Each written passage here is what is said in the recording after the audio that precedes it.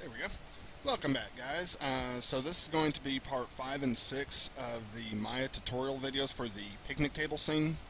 Uh, this is the same scene that we left off on. I went ahead and just textured the bench because I know not all of you want to go for something that looks like cartooning. You want to go for something that has photorealism.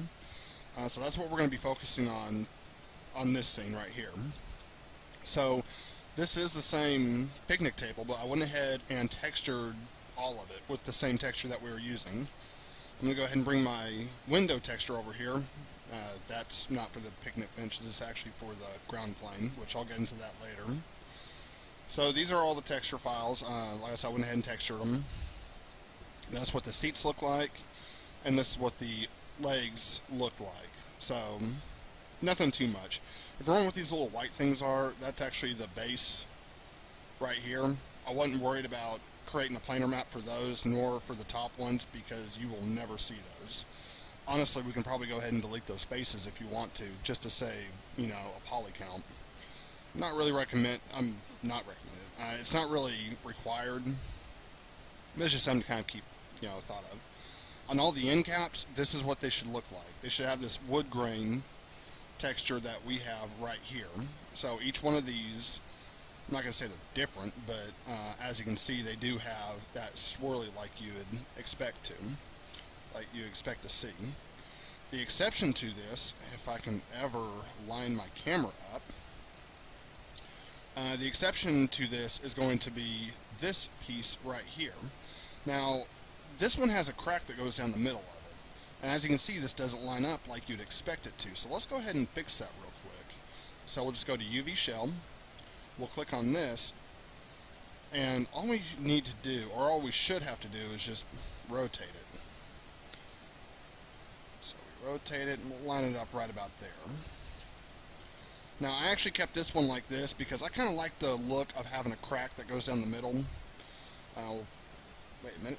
Do we have to do that? No, I'm going to keep this one the same because that lines up pretty well. I mean, from a distance, it's close enough. I'm happy with it.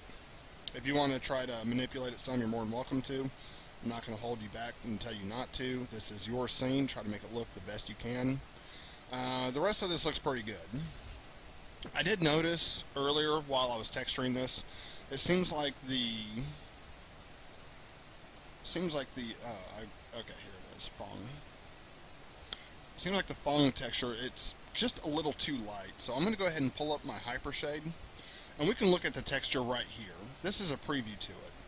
I actually want to just bring that spectacular color down just a little bit. I'm actually going to come in here and give it more of a wood look to it. Go a little bit more red, just a little bit. This up here, there we go. Last thing I want to do is just bring it down just a hair. Is it down or is it up? It's one of the two. So, yeah, it's going to be up. Yeah, I guess we could bring it down and give it a little bit more of a blur. Probably right about there. That should be good. And so I was noticing that whenever I was going along the side right here. And that's how you create the shininess. Now, one thing I want you to make note of, whenever we render this, okay, yeah, this is my software, it looks flat. It doesn't look that appealing. So, for those of you who are using MS Paint, you can use the same image texture that you use. For those of you who are using Photoshop or another type of photo editing software, I'm going to show you how to do that, how to create a bump map out of your diffuse map. So we'll go into the TUT folder, wherever it is. Where are you at? There you are. And I'm going to open with Photoshop. So once that loads, I'll bring this video right on back. Okay, so now that Photoshop has loaded, we can go and start working on our bump map. Now, bump maps actually give the texture that roughness like you'd expect something to have. So in this case, we want the wood texture to actually have those like bumps and grains in it, but whenever we render it, it looks kind of flat. So in Photoshop, the easiest way that I've always done this, I've always just kind of come in here, done a hue and saturation. I want this to be saturated where it's grayed out.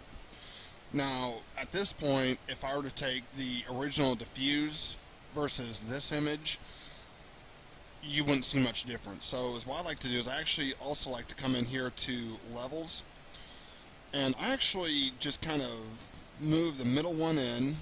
I'll move it towards the darker scale.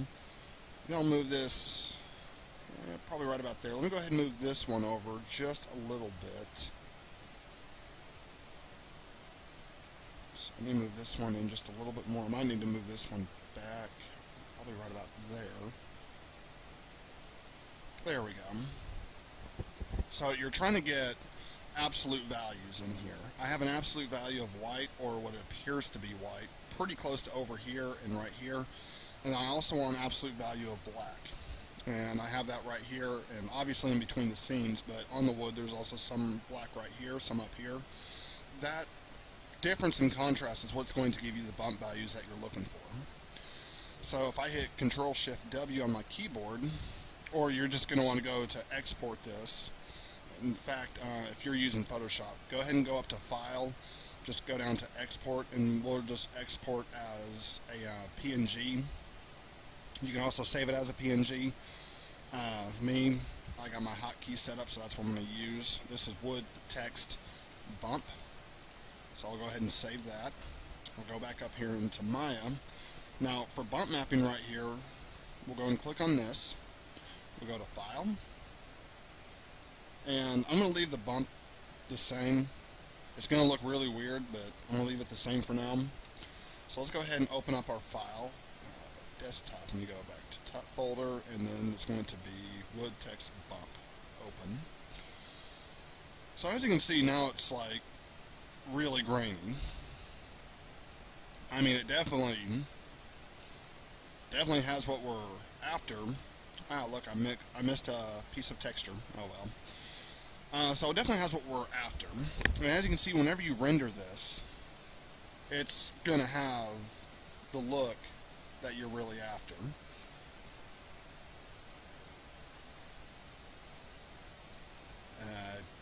There we go. It's done rendering. My whole screen and computer just now froze, and it's not very happy with me. But obviously this is too much. So I'm going to show you, like, if your scene is real massive and it's taking a long time to render, I'm going to show you how you can actually render it even quicker.